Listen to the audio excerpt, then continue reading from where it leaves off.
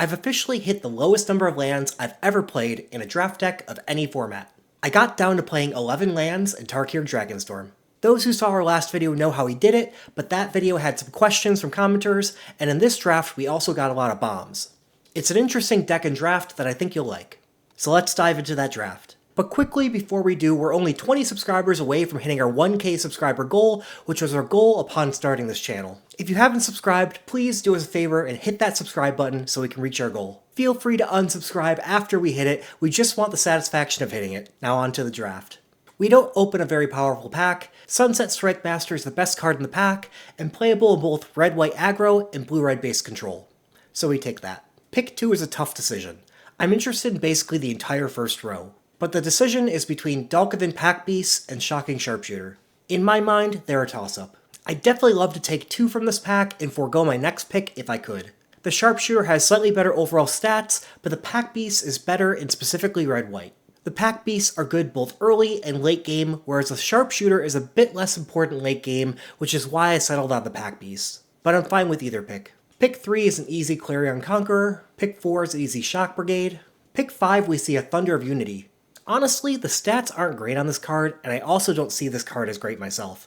But we're in the right deck for it, and nothing else compares against it. Let's give it a try. Pick 6 is another Shock Brigade.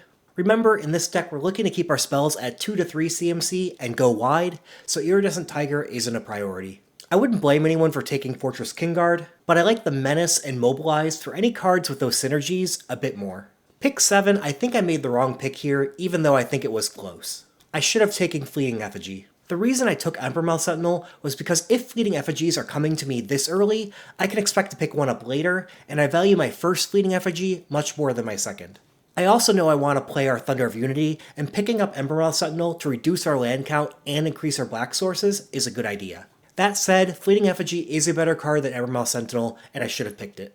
Pick 8, I take a Tempest Hawk, planning not to play it. Pick 9, a Defibrillating Current. Pick 10, a Quarry Mountain Stalwart.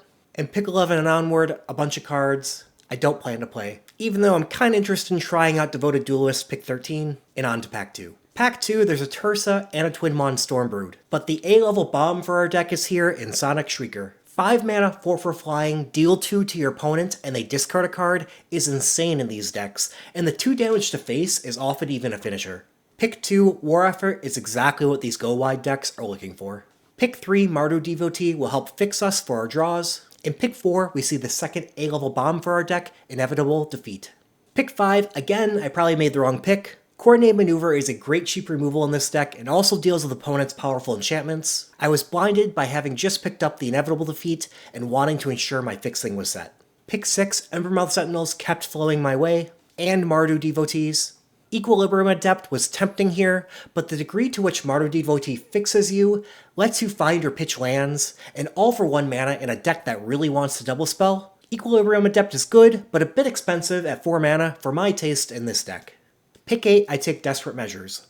We might cut it or keep it as our last playable. It's true you don't really want to spend mana on card draw in this deck, but at 1 mana for that card draw, it does become tempting. Then we get another Sentinel, and another Devotee, and another Sentinel. Worthy Cost is another card that's borderline cuttable. Pick 13, we wield the Coordinated Maneuver, and we move on to pack 3. Avenger of the Fallen looks like a card for us, but in reality, you won't often have that many creatures in your graveyard in this deck. I think Shock Brigade is just better.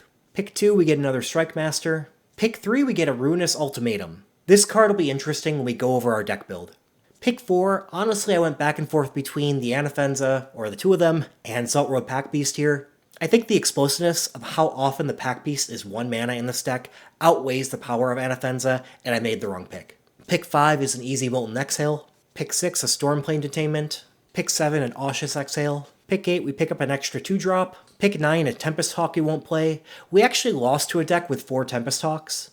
In the mirror, Tempest Hawk can give you card advantage to win, but against the multicolor good stuff decks, Tempest Hawk is just too slow and underpowered. Pick 10, Furious Forebear is a card we're happy to play. Pick 11, we pick up another 2-drop. Pick 12, the Pack Beast Wield. And the rest of the cards don't matter, and let's check out our build. We have 6 plains because of the 3 Mardu Devotees, 4 mountains, 1 swamp, and 5 Embermouth Sentinels for a pseudo 16 land deck. We played the desperate measures for cheap card draw and not the worthy cost. If worthy cost was an instant that could sacrifice your blocked mobilize tokens, for example, I'd have found room for it. The only other big cut was Ruinous Ultimatum.